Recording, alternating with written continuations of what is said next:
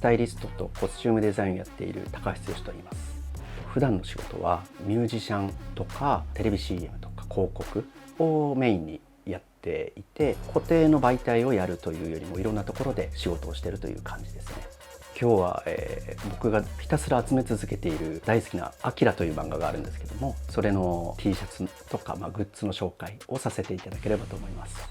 アキラっていうその漫画がありまして、大友克洋先生が書いている漫画なんですけども、当時1980年代にヤングマガジンで連載をしていたものなんですけど、今の若い子が知ってるかどうかわからないんですけど、こういうロゴとかはこう見たことある方も多いと思うんですけども、全部で120話あるんですけども、1988年映画化をされていて、アニメカルチャーとしての日本を代表する作品でしょうか。はい、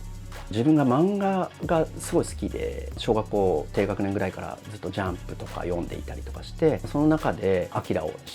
たっていうところがあるんですけども、その時はただすごいかっこいい漫画だなぐらいしか思ってなかったんですね。なんですけど、15年前ぐらいですかね、知り合いがボロボロになったアキラの T シャツを着ていて、それがめちゃくちゃかっこよくて、でそれは何だというところから始まり、自分の中でアキラ熱がすごく出てきて、いろいろ調べているうちに T シャツも含めオフィシャルのグッズがあると。で一番最初中野のブロードウェイとか行って買ったりとかしてたんですけど、その買ったものが偽物だったっていうことを知って、それでオリジナルのものとかをどんどん調べたりとかして、調べていくうちに買い集めていっていたら、もう歯止めが効かなくなって、フィギュアとかポスターとかいろいろある中でも、僕は職業的にも服のことをやっているので、特に T シャツを集めるようになったという感じです。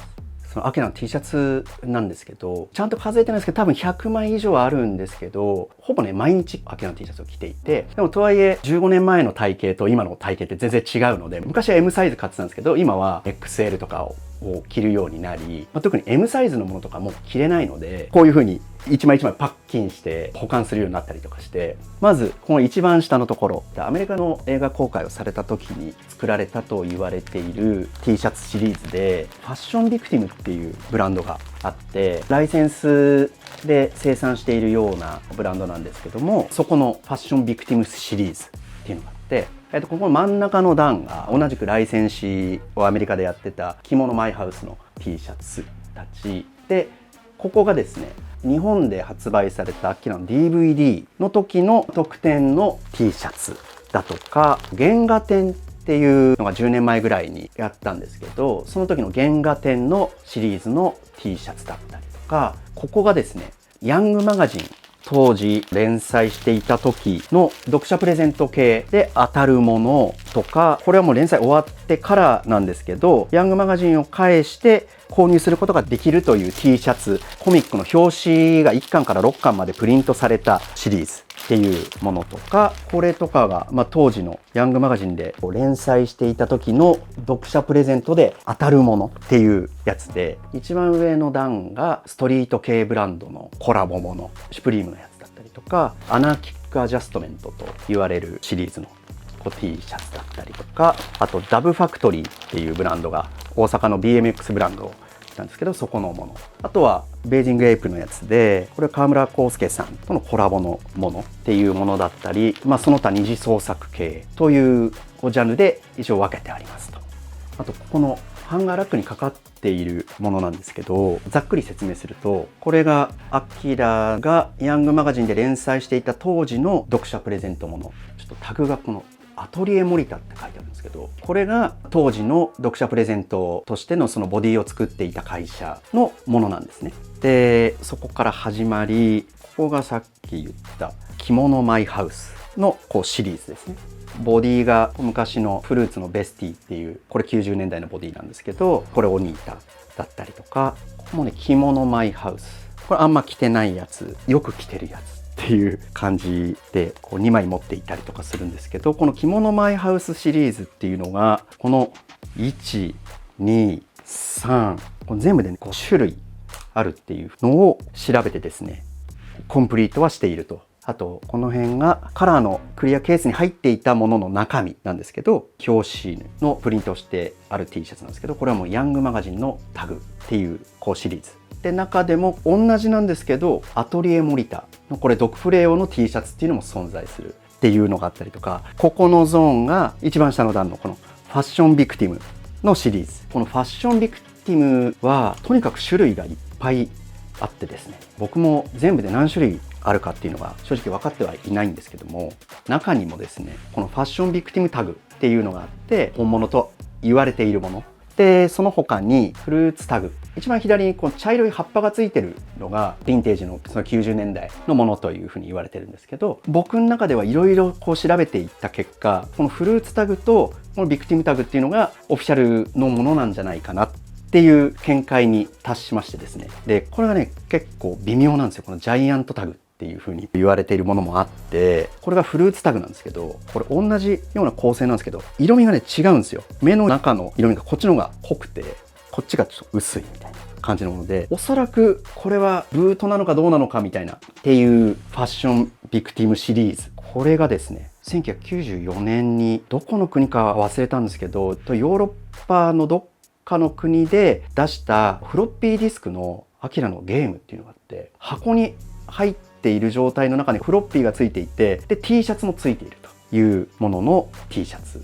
ですね。これはものすごく今人気が高いと言われているアナーキックアジャストメントのものなんですけど、僕はこのアナーキックシリーズでもピルって言われてる口開けてこうピルがあるやつとか、鉄夫が腕がバーンってなってるやつとかっていういろいろあるんですけど、僕は特にこのアキラくんが好きで、アキラくんでいうと、あとこのネイビーと赤も持っていたりしています。個人的に自分が持っているアキラの T シャツとかグッズだけをひたすらデータ化して自慢しているっていうインスタのアカウントがあって、それ友達とかに言ってないんですけど、3000人ぐらいフォロワーの人がいて、ほぼ外国の古着屋さんなんですね。でその人たちから毎日のように何通もメッセージが来て、これが本物かどうかみたいな、一応なんかもうこう自分が鑑定士みたいな感じで答えているんですけど、こういうの作ったからちょっと来てくれということで、二次創作系のものがあったりとか、カナダの方がこう作ってくれたやつだったり、あとはこれがハリウッドの映画のポスターとか映画のグッズを扱っているショップが勝手に作った映画のポスターのやつなんですけど、アキラが好きな人たちが自分の趣味として売り物とかではない二次創作物みたいなものとかはやっぱ反応しちゃったりとかするんですけど、これがインスタで知り合った自分でシルクスクリーンを刷っている方がいて、その方にちょっと頼み込んで作ってもらったっていう T シャツだったりとか、これもアメリカの日本のアニメとかをありもののボディに刺繍をしているというところのサイトもチェックしてて、ブートなんでダメなやつなんですけど、本当は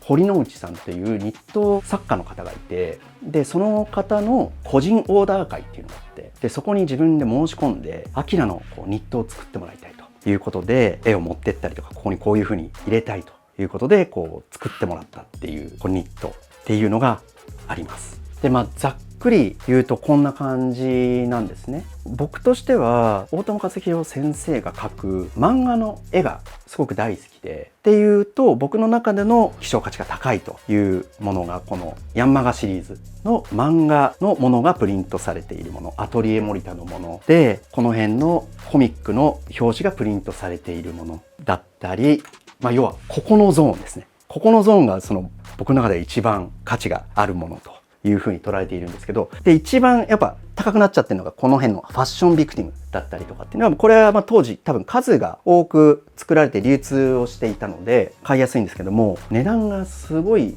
つり上がっちゃいすぎていて、これなんですけど、オールオーバーザプリントっ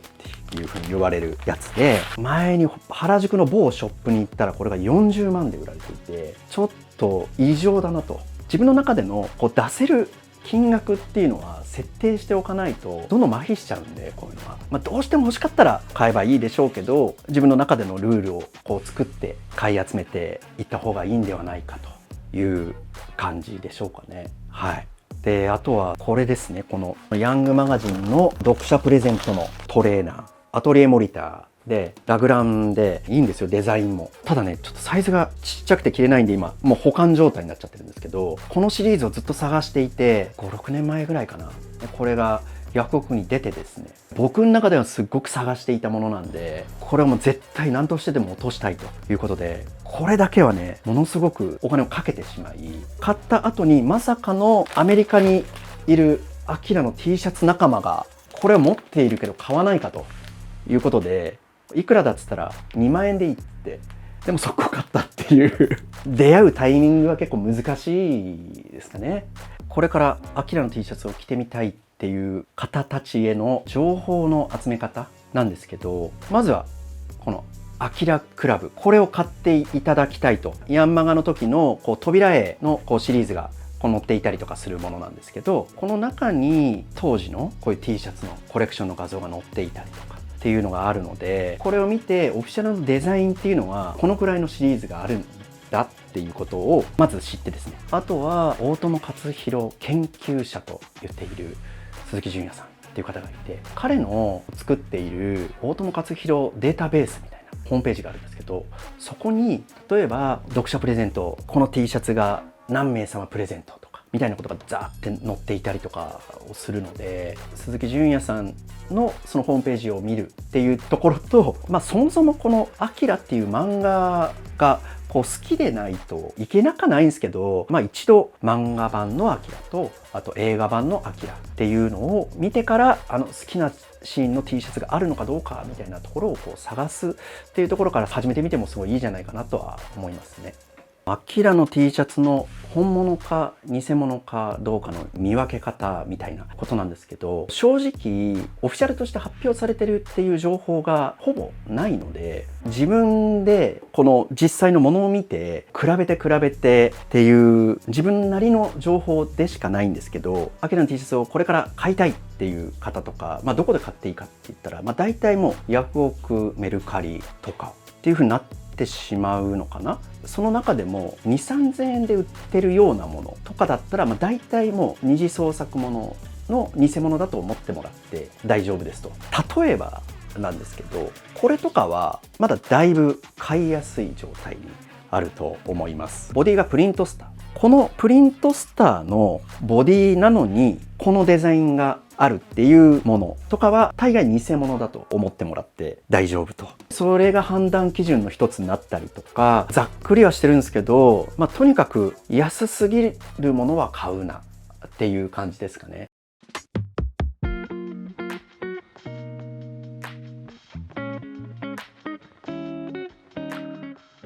アキラの T シャツ以外に集めてるグッズ、例えばデッキなんですけど、ジェレミー・クラインっていうスケボーブランドのもので、結構頻繁にアキラをオマージュしたものっていうのを出しているので、もうこれ追い切れないなと思って、もうこのぐらいでやめたっていうようなものだったりとか、このキャップですね、後ろに刺繍してあって、前にで、これがおなじみのファッションビクティムのものでございます。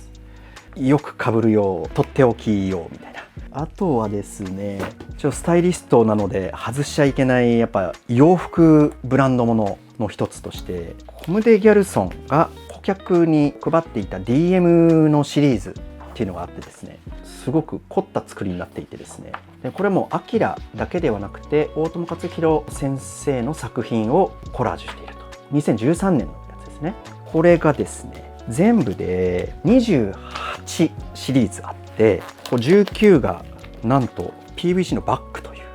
う日本を代表する大友克洋と川久保玲のコラボという、僕の中ではすごく熱いシリーズのものですね。でポスターも結構いろいろ持ってはいるんですけど、特に好きなのはこれでですね、そのアメコミのマーベルとアキラが一緒に作ったっていうふうに言われているものですね。あとですね、大友克洋先生の息子さんであり現代アーティストである大友翔平さんのこの複製原画シリーズっていうのはもうずっと集めていて、ずば抜けてうまいっていうのはもうさることながら、構図だったりとかこのアイデアだったりとかっていう世界観がもう大好きで、完全にその大友ファミリーのただファンっていう感じですね。アキラシリーズとかっていうことではないんですけど、余談としてこういうのもありますという感じですね。はい。今までずっとヴィンテージのアキラの T シャツをずっと紹介していたんですけど、さっきも今もオフィシャルのものは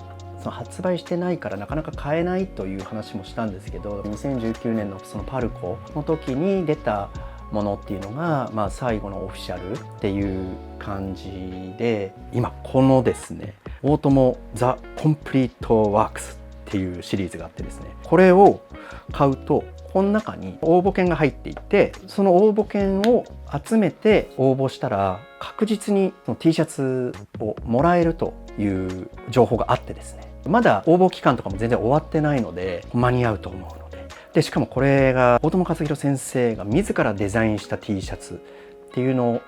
になるというふうに言われて、まだそのデザインの詳細も何も出てないんですけども、僕はもうとにかく今それは楽しみにしているという状態ですね。T シャツもそうなんですけど、さっきから僕がそう言っているように、大友克洋先生の描くその線とかその絵とか構図がとにかく好きなので、僕の中ではその T シャツと同じように、こういうアートワークもの、その原画展っていうのがその昔あったんですけど、その時のアートブック、これとかその半径もでかくて絵の詳細がディテールがよく見えるから、僕はもうこれ大好きなんですけど、この原画アキラクラブポスターズ、これも今までの原画とは違って販促物とかいろんなCD ジャケットだとかっていうので先生が参加したものだったりとかっていうものがこう載っているものなんですけど、もちろんアキラも載っていてっていうようなものがあってですね、 T シャツ以外でアキラの入り口としてとか、大友克洋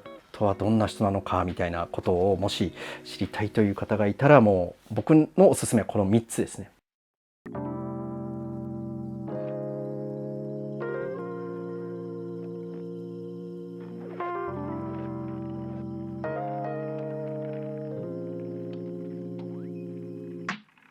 以上が自分のアキラのグッズなり T シャツなりっていうものを紹介させていただいたんですけども、こう自分にとっての特にアキラの T シャツの魅力というところで言うと、集めていくうちにもう完全に麻痺しちゃったっていうのもあるんですけど、純粋に例えばこのロゴが持つそのかっこよさだったりとか絵の力だったりとかっていうものにもう完全に見せられてっていうところがあって、自分の中ではコレクションをするっていう感覚というよりも、毎日着てるので、数が欲しいっていうところでこうずっと集めてたっていうのはもちろんあるんですけど、好きなものっていうことに出会えたっていうのもすごく大きなことですけど、好きなこととこうライフワークであり、こう自分のこうユニフォームみたいなその感じで、例えばこう自分はやっぱスタイリストなんで撮影の現場に行ったりとかして、その外国人のモデルの方たちとかに会った時に、その T シャツすごいクールだねみたいな、もうなんかそれがもう分かりやすいコミュニケーションの入り口になったりとかして、もう好きでコレクションしてっていう以上なこうものになってるっていう感じですかね、自分の中では。今後このアキラの T シャツについてどうしていきたいかみたいなところで言うと、いろんな側面でものすごく価値があるものだと思ってるので、これとかをどっかでこう全部展示とかをできればいいなと思ってるんですけど、ただやっぱその時に人の T シャツ見に行くだけじゃつまんないじゃないですか。なんかやっぱ手土産が欲しいというか。なのでその時に大友先生にオフィシャルをいただいて、自分がデザインしたアキラの T シャツっていうのを作れればいいかなっていう大きな夢っていうのはありますね。とやっぱそのアキラっていう漫画アニメ自体がその僕がものすごく好きなので、やっぱいろんな人にもっと知ってほしい、知らない人とかがもっといると思うんで、やっぱ好きな人がやっぱ発信して教えていかないと、入り口としてこれ広がっていかないと思うんで、そのなんか僕はもう勝手に一人でやってることなんですけど、こうせっかくやった以上なんかもっといろんな人に知ってほしいっていう側面っていうのが大きいですかね。はい。